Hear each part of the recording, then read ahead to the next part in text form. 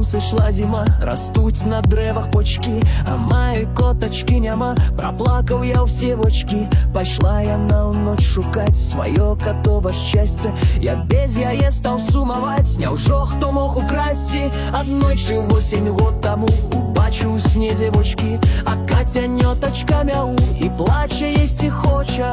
Я яго ў хату падабраў, у крыві была ўся сіпінка, коцік амаль што паміраў, маленькая крывінка. Я саграваў і шкадаваў маленькі той камочак, прысмакі розныя купляў для тых прыгожых вочак. Зіма холодная прайшла і змыла ўсё паводка, і мне на радасць ой подросла прыгоженькая котка.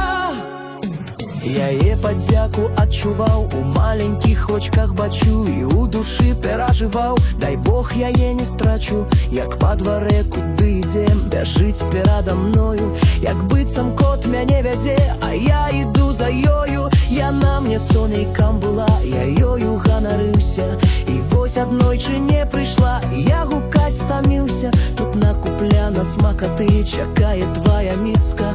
Куды звялі цябе каты, вяртайся, моя рыска. Я сокра